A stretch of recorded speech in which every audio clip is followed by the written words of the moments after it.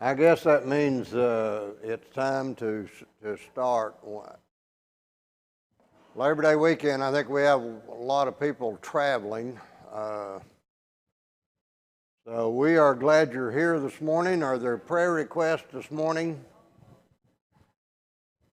I've asked William Wingfield to lead us in our prayer this morning. We need to remember the George Bostic family. I know you know George passed away night before last, I think. Family was kind of surprised. It came on kind of sudden, but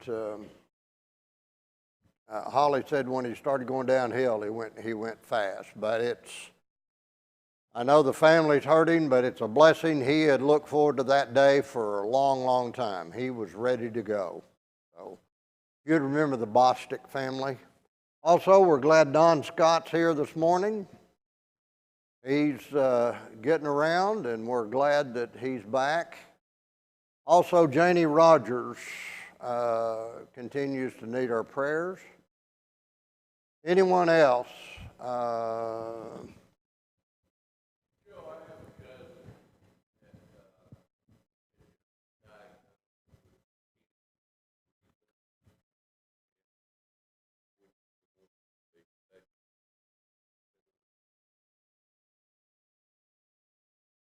What is his? Scott? Okay. Troy's cousin, Scott, been diagnosed with cancer. Also, if you'd remember Mary Alice Burks on her impending test. Mary Alice, you say you're scheduled September 23rd for some impending test. Anyone else have a prayer request this morning? So, go ahead, William, if you would.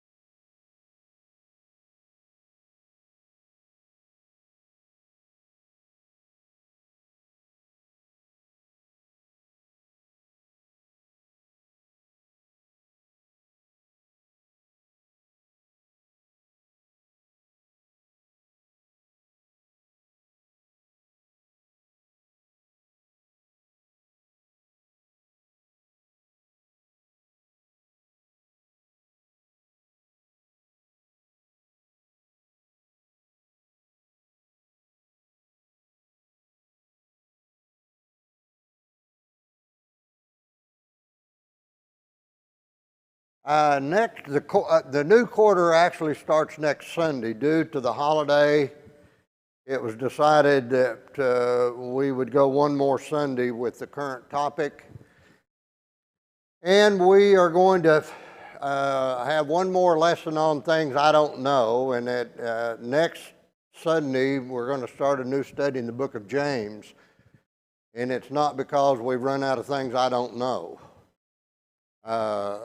That's an inexhaustible or unexhaustible topic. But anyway, we're going to start the new study in James next Sunday. I know several of you, for about 2 or 3 years now, we've tried to mix the Bible classes where you can go to any class you want to next Sunday. But Gene Newberry is going to be teaching a parent class on kids from 0 to 5th grade, and JP is teaching a class for the parents of teens from 6th through 12th grade. And those will be great classes, I'm sure. So I know several of you will be leaving this class. We appreciate you being here.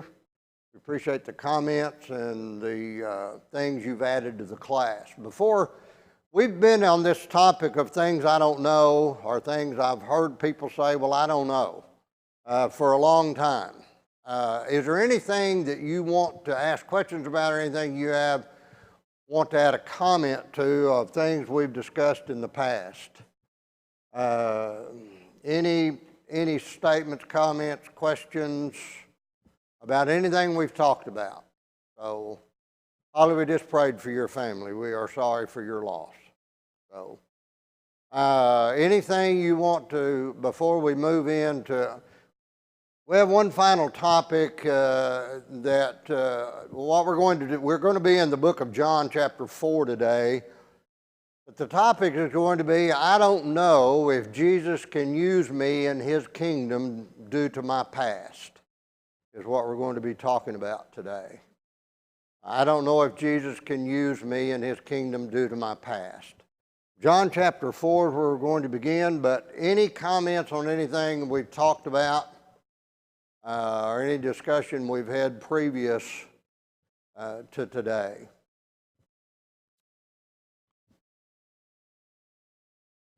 Well, if you think of something during the course of this class that you want to ask, feel free to jump in and ask it. So, I don't know where Gene is today. I don't know if he's traveling or... Anyway, did you see him? Well, he's purposely just not in class then. So, well... Maybe he didn't get the news. The new classes doesn't start till next week. He's probably in that classroom by himself, wondering why nobody's showing up. So, Mike, I'll tell him you said that. So, we do appreciate you being here. John chapter 4, and I know we've looked at this passage a lot, and we're going to be reading verses 1 through 30. But I'm probably not going to read those verses all at one time. Well, I don't know for sure. I may find a stopping point and ask some questions. John chapter 4 begins verse 1. When therefore the Lord knew that the Pharisees had heard that Jesus was making and baptizing more disciples than John, and this is, verse 2 is in parentheses, which indicates it's not in the early text. The New American Standard says, although Jesus himself was not baptizing, but the disciples were. Verse 3, he left Judea and departed again into Galilee, and he had to pass through Samaria. So he came to the city of Samaria called Sychar, near the parcel of ground that Jacob gave to his son Joseph. And Jacob's well was there, and Jesus, therefore, being wearied from his journey, was sitting thus by the well, and it was about the 6th hour, which would have been about noon. On his travel, why would the Jews not have anything to do with the Samaritans? Why was that?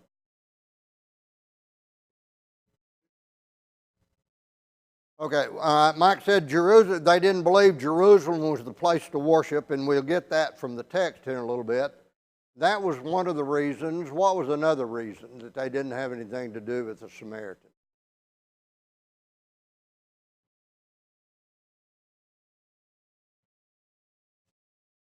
What was a Samaritan would have been from Jewish descent and what descent? When they were taken over, when they went into captivity, the Samaritans were taken over, and they intermarried with who? Now, it wasn't the Philistines, and now I can't,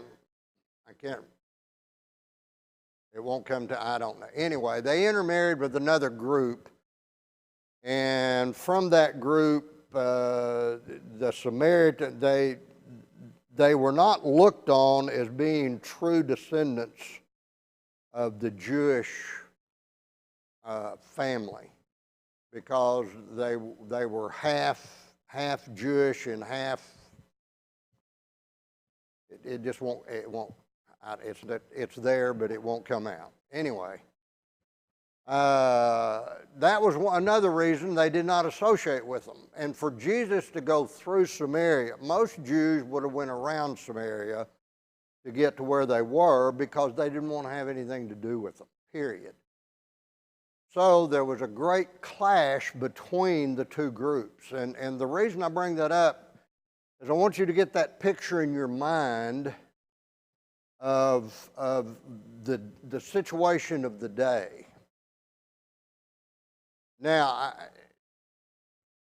what situation do we have today that there might be a possibility that instead, if you were walking, not traveling in an automobile, but there are some situations that you would completely avoid, or some places, even in Oklahoma City, you would completely avoid. Why?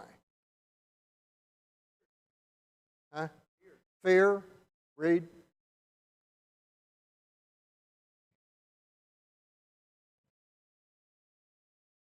Activities you don't want to be around. And so therefore, you will go out of your way, or I might go out of my way to avoid those areas. Now, is it because anything you've encountered before?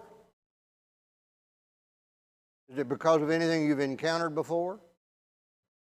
Mike used to be a police officer, so Mike said, yeah, it's plenty because of things he's encountered before.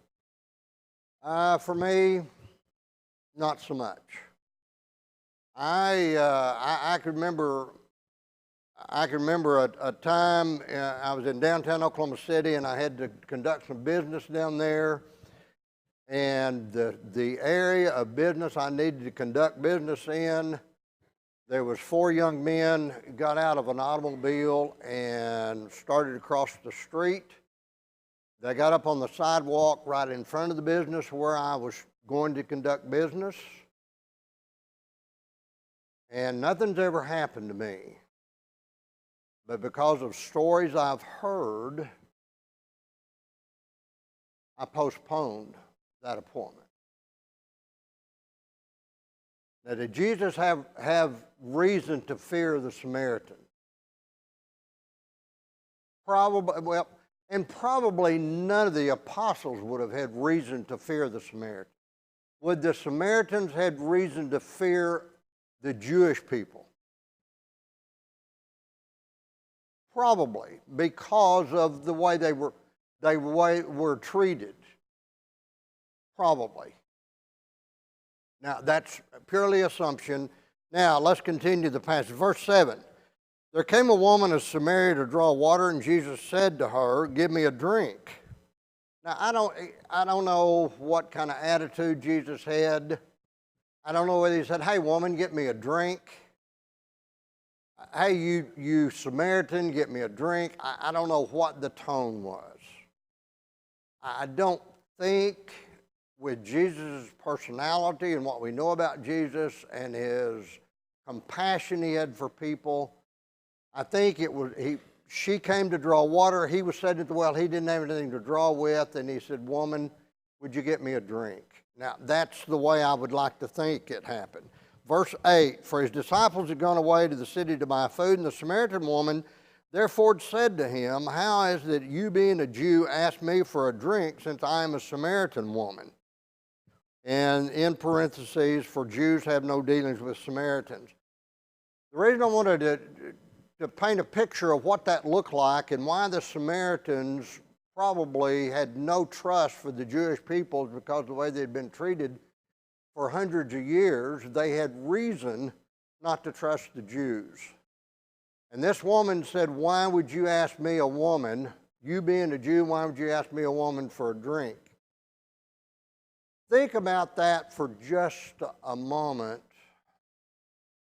Has there ever been someone in your life that continually goaded you, or continually, every time you were around them, it always seemed like they had the opportunity to put you down, or they every time they would say something, it was always negative about you, or they slammed you, or they uh, just put you in a situation where you didn't want to be around them.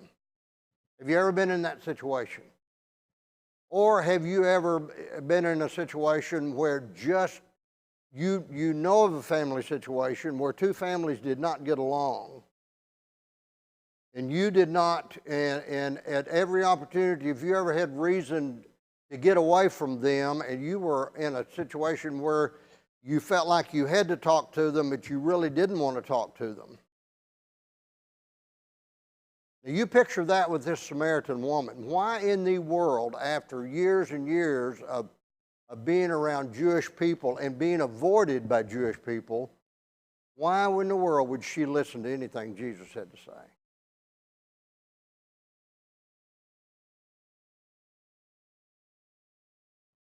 Now, there may be somebody in your life that could be of a great spiritual influence on you, but because of either something you've always heard or something you've always been taught or something your family's always told you, don't ever have anything to do with that person or those people. Don't ever have anything to do with them because they are no good. Could be someone that would be of great spiritual influence on you, that if you would take the time to listen, they could teach you great spiritual things. And this Samaritan woman had every reason to tell Jesus, you take a hike. I'm not getting you water. Okay?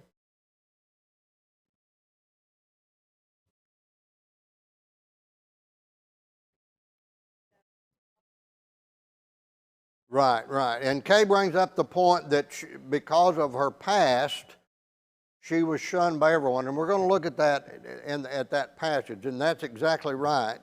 And in verse 10, Jesus answered and said to her, if you knew the gift of God and who it was that says to you, give me a drink, you would have asked him, and he would have given you living water. See, here Jesus completely turns the whole conversation from, Jesus says, would you give me a drink? And she says, in verse 9, the Samaritan woman therefore said to him, how is it that you being a Jew ask me for a drink? He said, if you knew who I was, you'd be asking me for water. And of course, he's speaking in spiritual terms, and she doesn't get it. In verse 11, she said to him, sir, you have nothing to draw with, and the well is deep. Where do you get that living water? And you are greater than our father Jacob, and you gave us the well and drank of it himself, and Jesus and his sons and his cattle. And Jesus answered and said to her, everyone who drinks this water shall thirst again, but whoever drinks of the water that I shall give him shall never thirst, but the water that I will give him shall become to him a well of water, springing up to eternal life.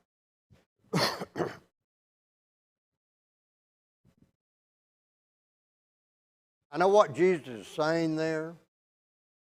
I understand it, but I don't get it.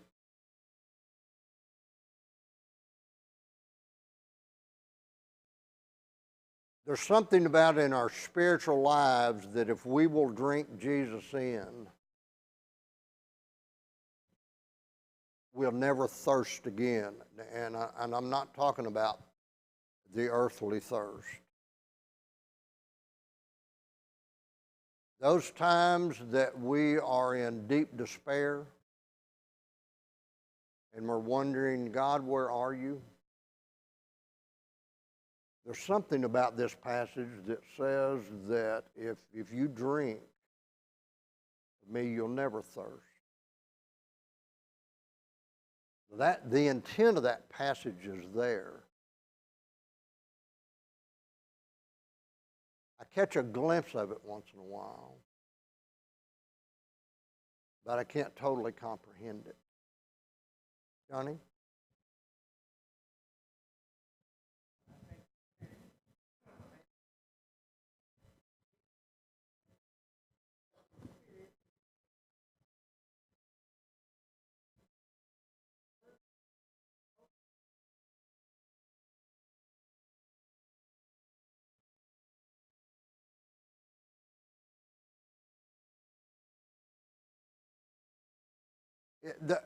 The whole concept is it's of a spiritual nature. Oh, now you show up. How did you? No, we're just talking about you. The whole concept is of a spiritual nature. But we don't, I want that when I'm in deep despair, there's something that I can go to refresh me. When you're really, really thirsty, I don't know what you drink. Sometimes you drink something and it makes your mouth more dry. And whatever it is you figured out that really quenches your thirst. That's what Jesus is talking about here, that when you drink of the spiritual nature of my spirit, you'll never thirst again. You won't sit in a room and wonder, God, where are you? Can't you see how much I'm hurting? Do you understand what I'm going through? And during those deepest, darkest times in your life, what Jesus is trying to tell the Samaritan woman is that no matter how my people treat you, my spirit living in you will make up the difference. Gene?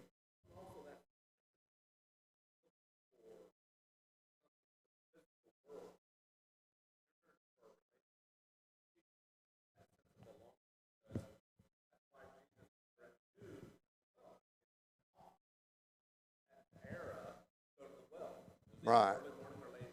Right.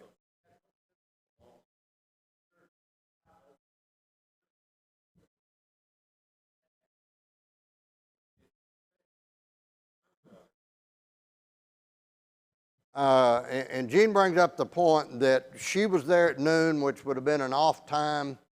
Normally women would have went early or late in the evening, and she was by herself. And we're going to find out why she was probably by herself. And Kay mentioned that. Jean, if you'd have been there on time, you'd have already known that.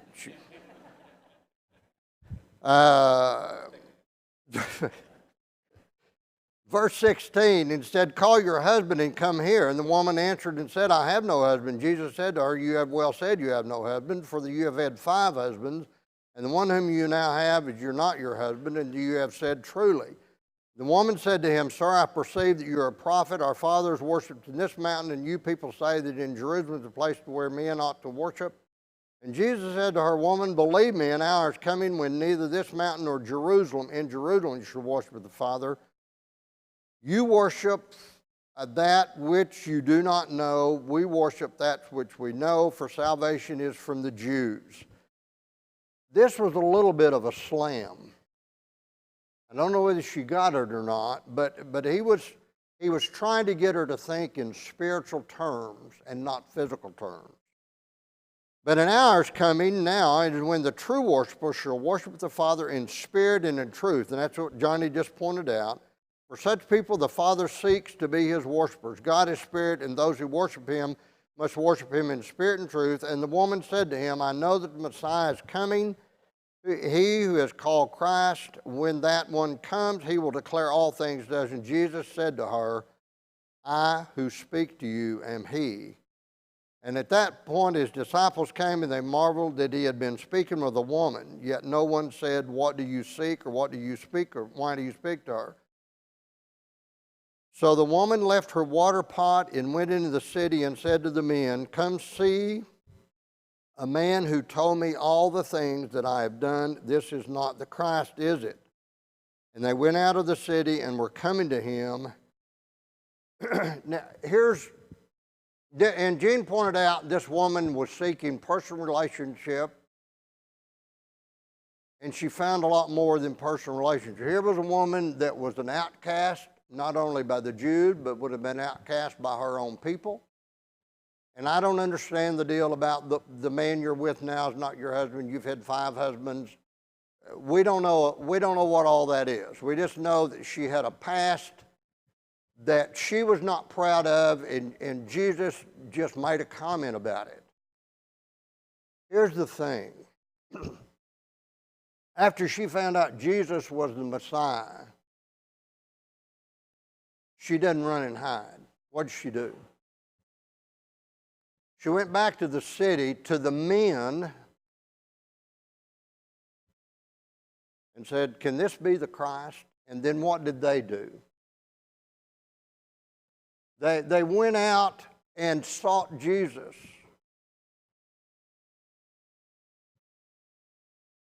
If we ever had an example, a teaching from Scripture that says it does not make any difference what your past is, it makes no difference what you've done in your past,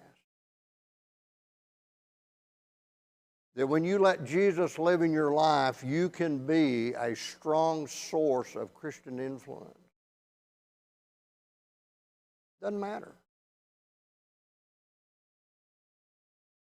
We're going to skip some passages, but let's go down to verse 39. And from that city, many of the Samaritans believed in him because of the word of who? The woman who testified. Now, by our account, what we could say is the woman who testified, who had a very, very bad past, preached the salvation of Jesus Christ to these men.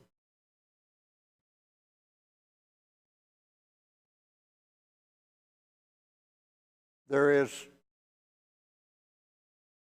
in this teaching, the past, when Jesus says, or when God says, everything's forgiven, all things are gone, he means exactly that. All things. Now, I know the woman wasn't baptized. I understand all that.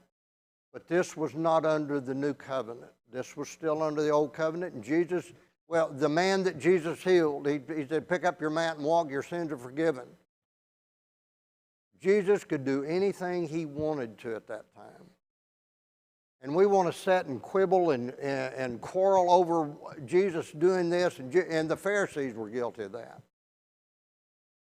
Jesus could heal anybody he wanted to, and he could forgive anybody's sins he wanted to. And at that time, this Samaritan woman was not only herself was made right with God, but there were several Samaritans from the city that was made right with God because of her testimony.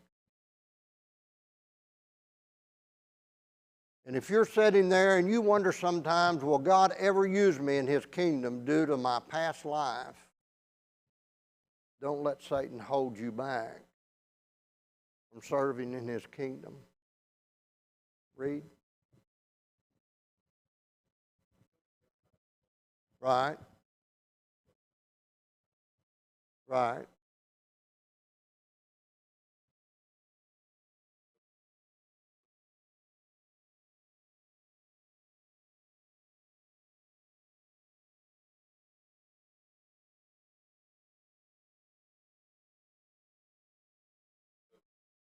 Well, Reed said that God knows our past and God knows our future. But according to this text, it didn't make any difference about our past. We're going to look at one other passage in a minute about one of the apostles. It doesn't make any difference what your past has been like. Jesus will use you in his kingdom if you allow yourself to be used in his kingdom. Luke chapter 11 is another. We're not going to take time to read it this morning, but it's about what we would refer to as the Good Samaritan.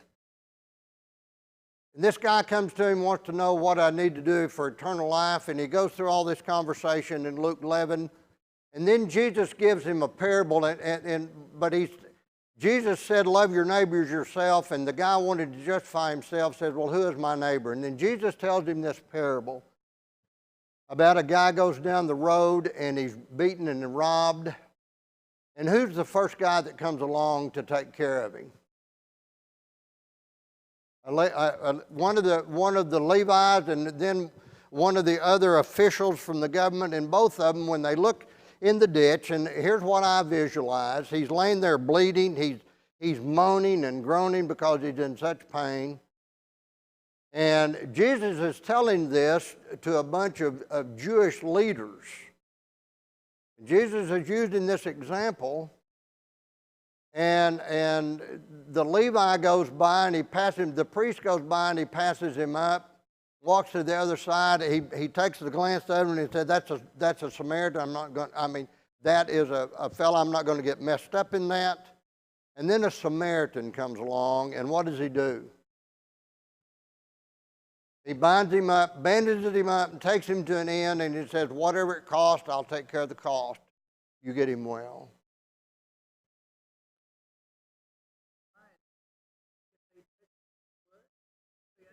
Well, right, and Mike said, well, if they touch blood, would they be unclean? And I don't know about the timing on that, and that could be, but these guys being high and mighty, they didn't want to mess with it. That's, in my mind, that's the bottom line. They didn't want to get involved with it. I'm not going to waste my time taking care of that poor individual. And then Jesus, when he tells the story, he says, but a Samaritan man. And immediately when he tells that, I imagine these guys, that the hair on the back of the neck goes up and they immediately tense up. Anything they mention about a Samaritan would have really ticked them off.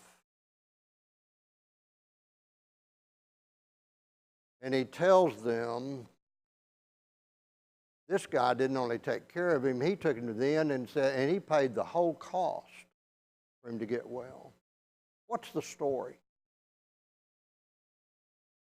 Love your neighbor. Love your neighbor. What's the story for me today? If I'm driving down the highway and I see an accident, yeah, I get out. Well, no, wait a minute. Now there's a new law that if I mess that up, they can sue me. I'm not going to get involved. But Kay's a nurse. If she goes by and people find out she's an RN and she goes by and she doesn't do anything, she can be sued for not taking. So we get, what's the lesson? The lesson, I'm sorry. The law is you love your neighbors yourself, and it does not make any difference what ethnicity a person is from.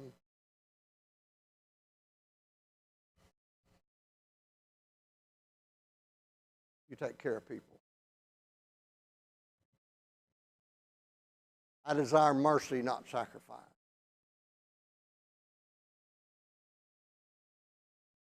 The teaching is that people and what people are going through are extremely important.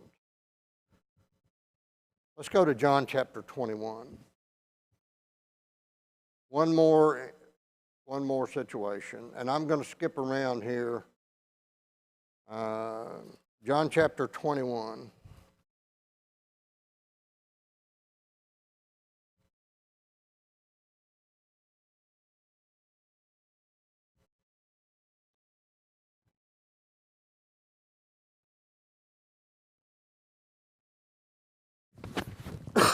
Beginning in verse 1. After these things, Jesus manifested himself again to the disciples at the Sea of Tiberias, and he manifested himself in this way.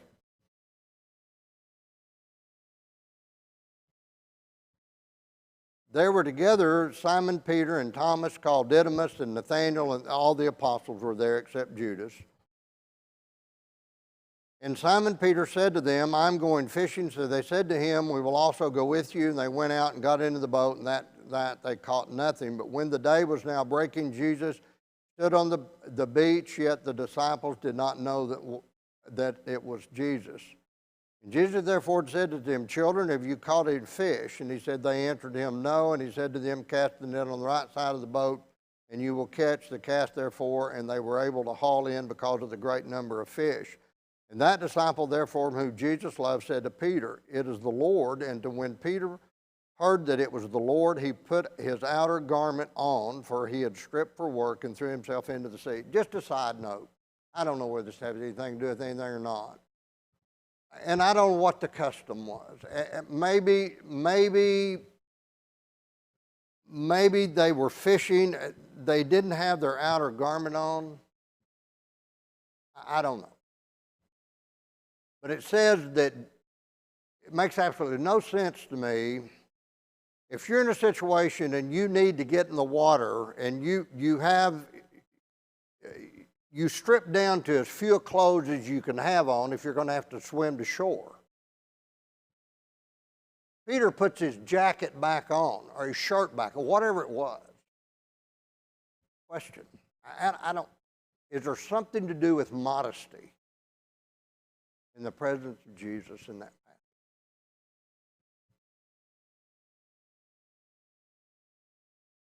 Did he not want to show up in front of Jesus half naked? I don't know.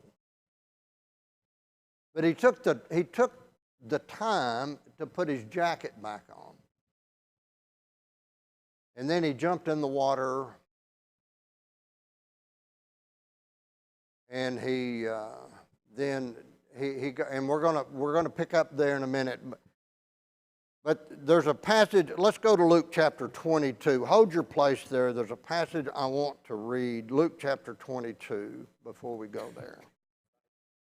Huh? Yes.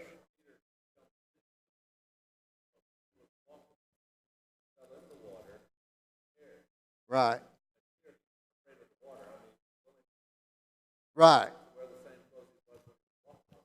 Right. Right. You're talking about the night of the storm? Right. It's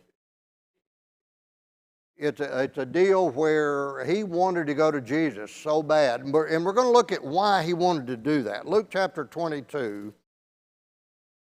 Let's begin with verse 31.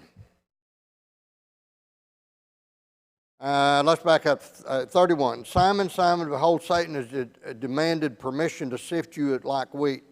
They were having an argument about who's the greatest in the kingdom. And Peter wants to know, am I your right-hand man? That's paraphrasing. Am I your best bud?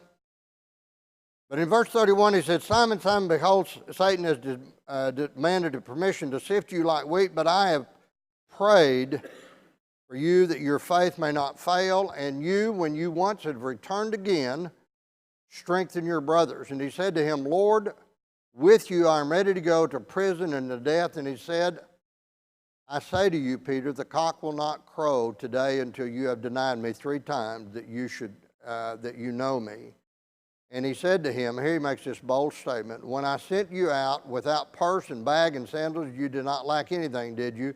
And they said, no, nothing. And he said to them, but now let him who has a purse take it along, likewise a bag, and let it sword and sell it. I tell you that which is written must be fulfilled to me, and is numbered with the transgressors for that which it refers to as a fulfillment. 38. And they said to him, Lord, look, here are 2 swords. And anyway, let's drop down to verse 54. And we know by other texts that as they're having this conversation, Peter says, Lord, if I have to die with you, I'll never deny you. And he repeats that on 2 or 3 different occasions. And Jesus says to Peter, no, before the cock crows 3 times, you'll deny me 3 times. Now, they're at the trial of Jesus, verse 54, and having arrested him, they led him away and brought him to the house of the high priest, and Peter was following at a distance. Wasn't so brave then, was he? And evidently, there's some text that indicates that John was in close proximity when they drug Jesus off. But it notes that Peter was following in a distance, and after they had kindled a fire in the middle of the courtyard, they sat down together, and Peter was sitting among them. And a certain servant girl, seeing him set in the firelight and looking intently at him, said, this man was with him too. But he denied it, saying, woman, I do not know him. And a little later another saw and said, you are one of them too. But Peter said, man, I am not. And about an hour had passed, and another man began to insist, saying, certainly this man also was with him. He is a Galilean too. But Peter said, man, I do not know what you're talking about. And immediately while he was speaking, a cock crowed, and the Lord turned and looked at Peter, and Peter remembered the word of the Lord. Hey, he had told him, before a cock crows today, you will deny me 3 times. Picture that in your mind. Not very long before this, Peter said, I'll never deny you, I'll never deny you. And then